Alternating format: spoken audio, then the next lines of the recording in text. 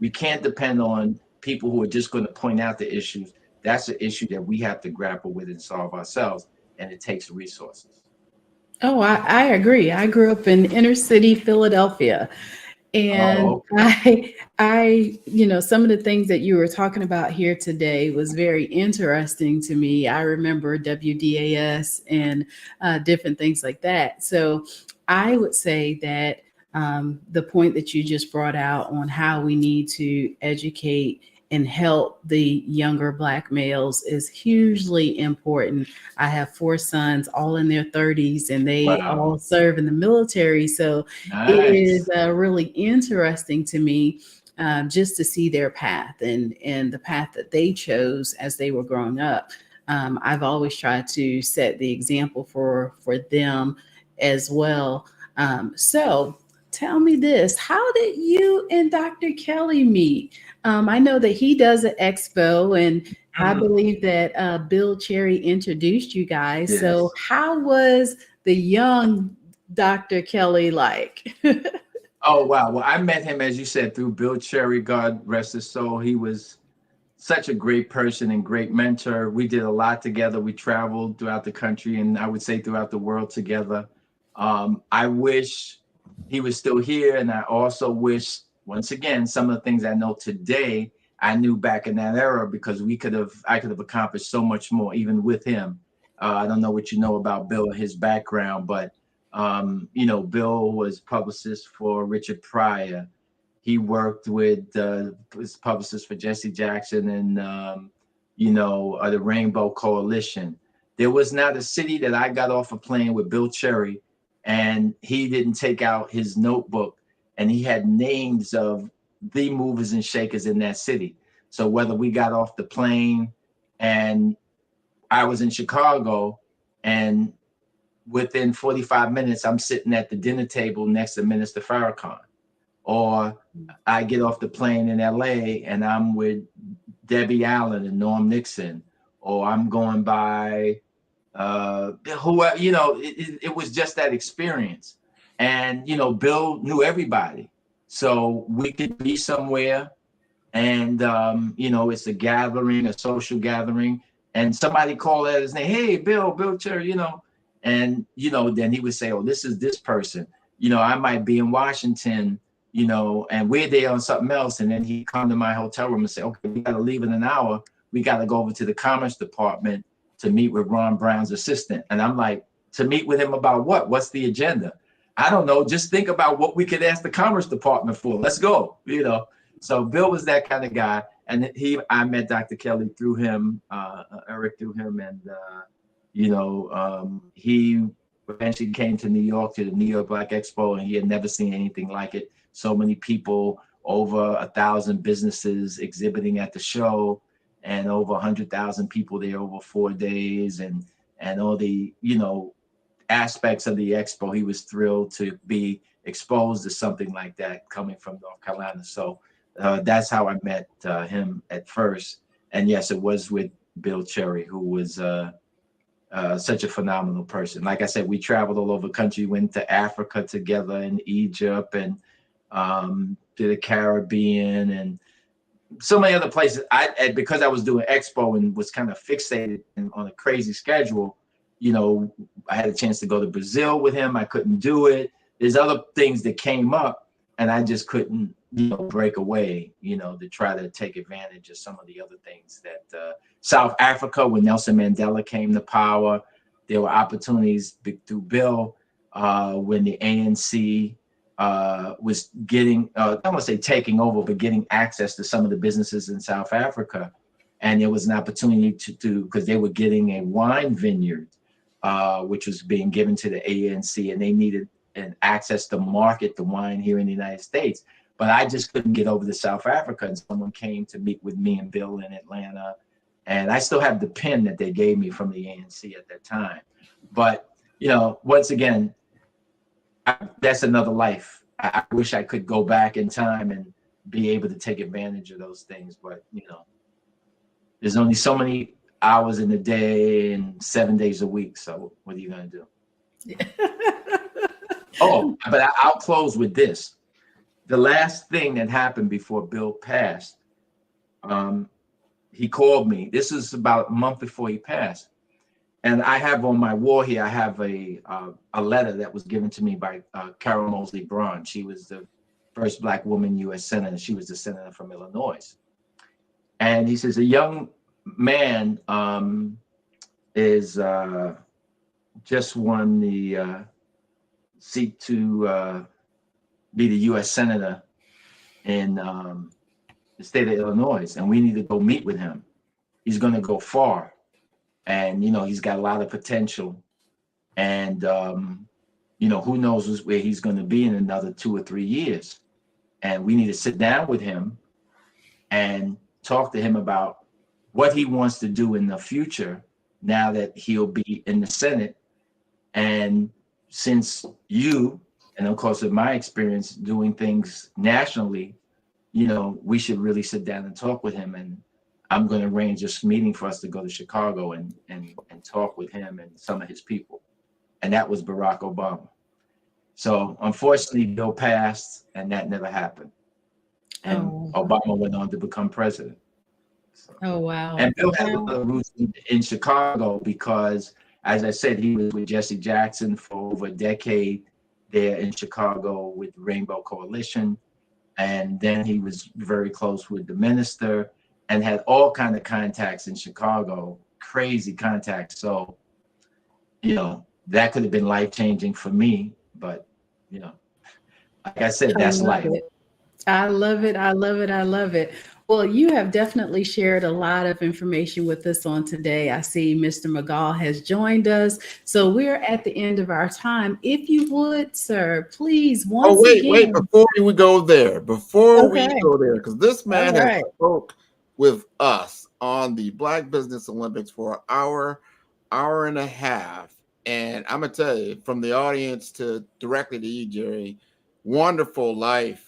Wonderful what you've been able to do. You were born with entrepreneurial shoes at a very young age, and I'm very, very proud of what you've been able to accomplish. Thank you.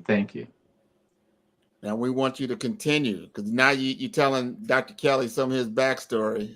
I heard some of that backstory. He told me what was happening when Bill Cherry took him from North Carolina up to New York, saw the expo, saw all these people. You see all these different business people doing good things. These are the types of things that I would want our young people to be exposed to, so they see that Black Wall Street is not something in the past, that it is something very vibrant and very viral right now.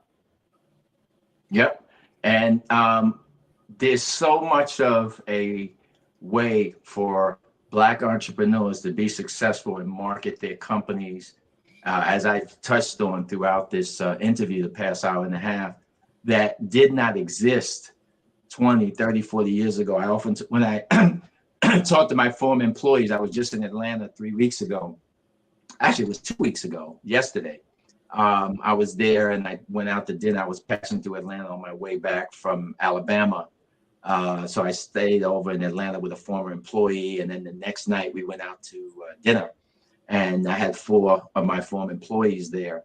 And I said, can you imagine how successful we would have been, though we were at the pinnacle of success, created something bigger than had ever existed, but what we would have been able to do, not only quicker, but on an even bigger scale if we had the internet and social media, if we had that in the 90s.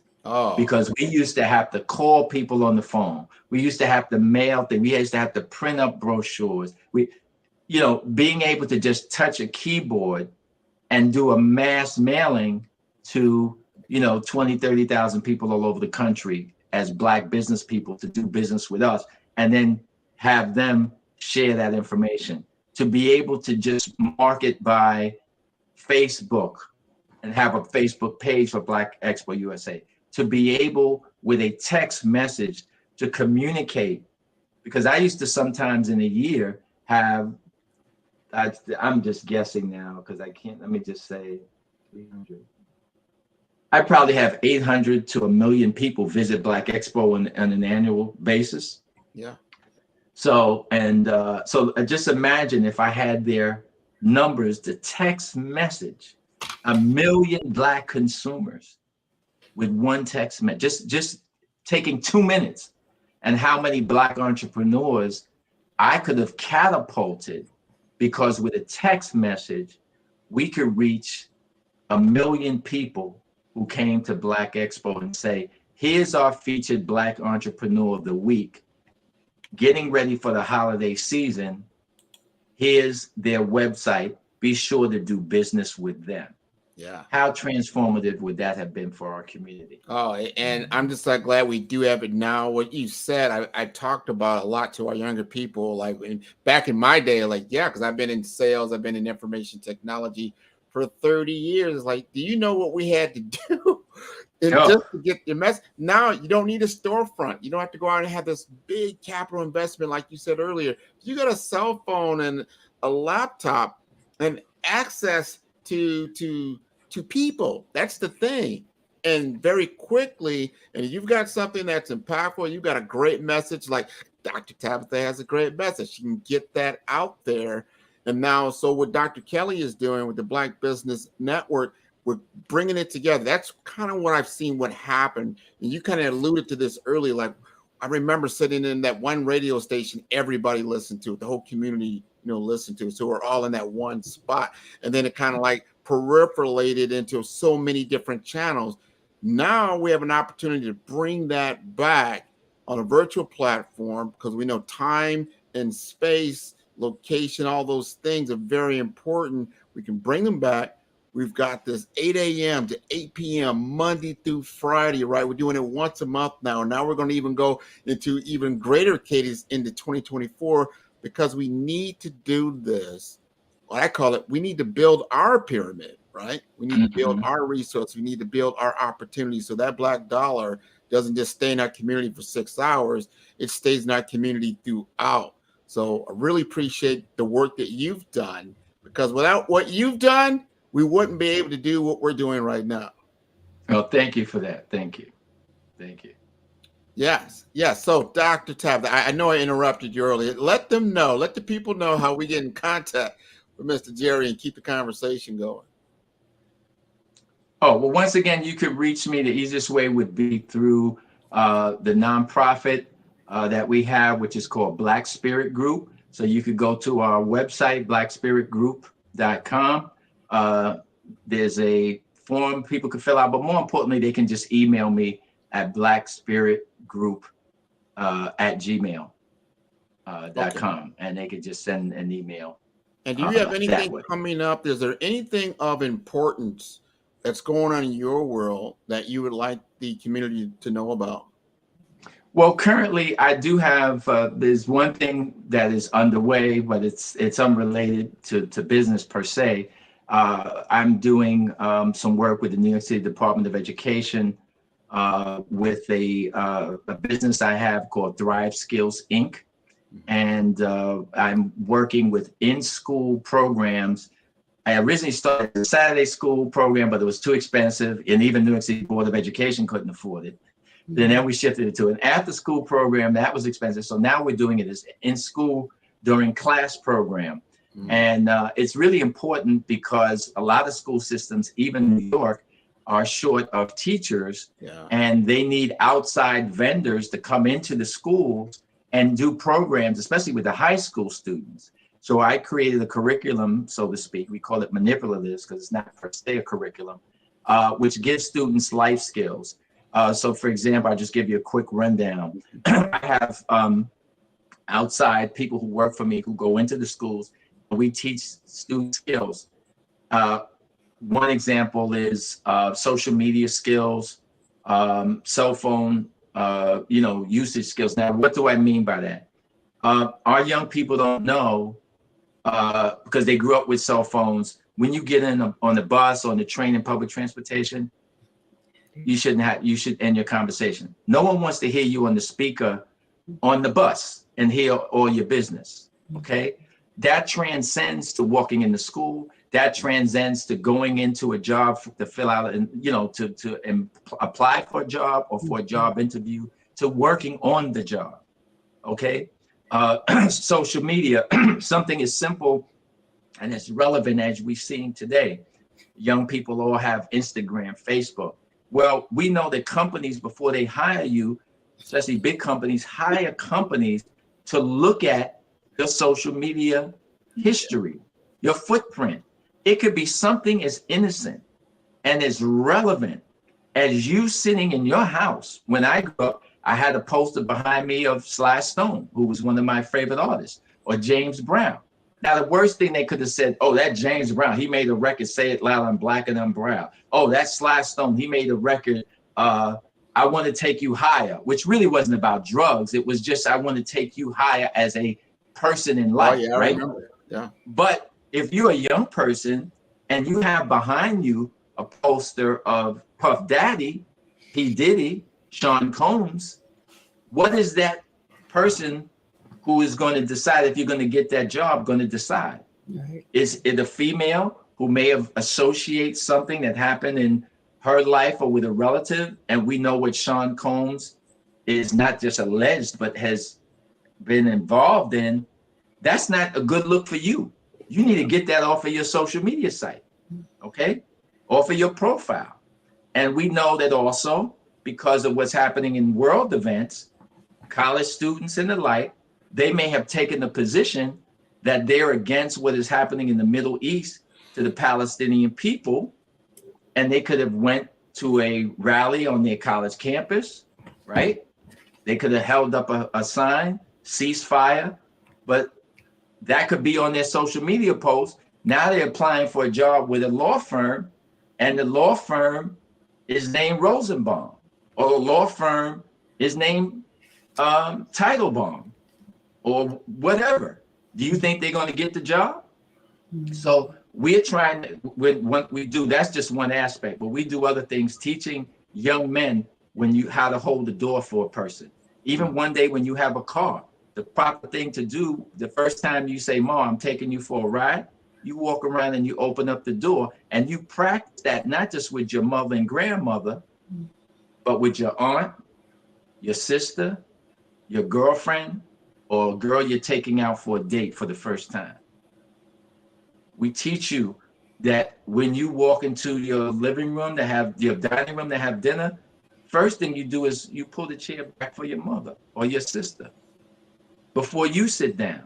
These are skills that unfortunately a lot of our young people are not getting at home. The schools are welcoming these social skills. So that's what we're doing. We do it in a workshop where the kids participate. They have a lot of fun. It's not somebody standing in front of somebody telling them. It's not somebody drawing on the blackboard or showing a video. Okay, young man, now you come over here. Young lady, we need you to come over here. And it's very interactive. So we do these social skills. We do interviewing skills with them, showing them how to do interviews for college.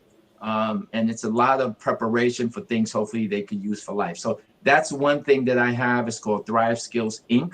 And that's the website that we have. And we are doing this with New York City public schools. I don't know if I want to get into doing it nationally. Some people are bugging me to do it and go after funds with the U.S. Department of Education. But the beginning of the year, I have a company I'm launching called Your Baby Fresh. And it's a line of baby products that I have. And I have a long-term plan with that. So I have Q-tips that are in colors, pink and blue. I'm manufacturing overseas. I have Band-Aids that have giraffes and ABCs on them, kids Band-Aids that I'm manufacturing, and they're in a tin can. So it's not in a paper little box. These are the kids Band-Aids that the kids will go into a store or go on my website and say, oh, that's real cute. And it's in a tin can, a little tin. I remember like the old Band-Aid boxes back in the 70s and whatnot. I know what you're talking about. Yes. So I have that design. And then I have a baby lotion, a baby wash, and a diaper rash products that I'm manufacturing here in Florida with a gentleman who was an executive at Johnson & Johnson and retired, and he opened up a manufacturing plant here in Florida. So, and then I have some plans to grow that business exponentially through some other tie-ins with other products. So that's my 2024 launch by the Well, that is wonderful. And I thank you both for being on the Black Business Network, the Black Business Olympics, the ultimate Black Business Network out there, Black Expo. I mean, we are doing it big, and because of Jerry, because of Dr. Tabitha, this is how we're able to do this. Genius is coming, and I'll see you both on the other side. Thank you. Thank you. You are in the right place at the right time. The Black Business Network opens again for its Black Business Olympics, a 24/7 broadcast on business, strategies, global branding, social media marketing, finance, advertisement, and much, much more. Featuring the top, most powerful entrepreneurs and speakers and thought leaders from all around the world as they gather together for this phenomenal event. Join the Black Business Network streaming live into the metaverse, STEM City USA, Black Multiverse, Pod TV, Roku, Hulu, iHeartRadio, Apple TV, YouTube, TikTok, Instagram, Google Podcasts, Facebook, LinkedIn, IBM TV, Spotify, and Twitch. Tune in today and be a part of this amazing movement. The Black Business Olympics welcomes you.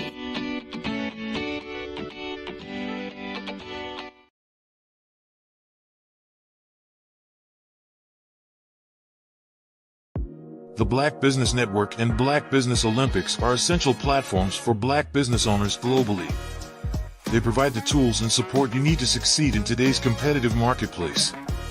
Join us today as we collaborate together with businesses from around the world to support our children, students, and young future entrepreneurs, Black businesses and corporations. We raise funds for students going to college and young entrepreneurs who are aspiring to be business owners, and we invite you to be a contributor today. Visit the website www.blackbusinessexpousa.com to connect with and learn more about how the Black Business Network and Black Business Olympics can help you not only share your amazing business story to businesses, but also serve future generations. Hello, my name is David Jones, CEO and co-founder of the Hello LLC, where we help businesses build a culture, brand an experience, and leverage technology to pivot into Web3. Join the Black Business Network streaming live into Roku, Metaverse, STEM City, Black Multiverse Enterprises, Hulu, YouTube, iHeartRadio, Apple, Facebook, LinkedIn, Spotify, Twitch, and Google Podcasts. Tune in, turn on, and let's thrive.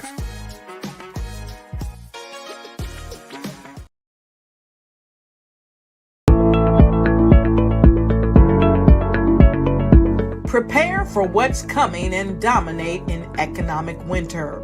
Stand strong and thrive by showcasing your great products and services globally through the Black Business Network and Black Business Olympics. The Black Business Network has showcased over 2,000 companies with over $7 billion in sales each year. Over 10 million attendees have viewed the rebroadcast each month. Through the Black Business Olympics, unique styles of business training and mentoring are turning students into business owners and entrepreneurial warriors who will dominate in any economy. Gain the ultimate advantage of the Black Business Olympics, 7 days of unbelievable topics and speakers speaking around the globe. Donate your time and experience to provide expertise and scholarships to students worldwide and change the world. Now, more than ever, new insights, tools, strategies, and capabilities are needed. This is your chance for a major presentation to the world. Fill out the form and join the more than 2,000 speakers who have presented to over 200 countries. Join the Black Business Network streaming live into the Metaverse, STEM City, Black Multiverse Enterprises, Hulu, Amazon, YouTube, iHeartRadio, Apple, Facebook, LinkedIn, Pod TV, IBM TV, Spotify, and Google Podcasts. Sign up today. Spaces are limited, and we will see you there.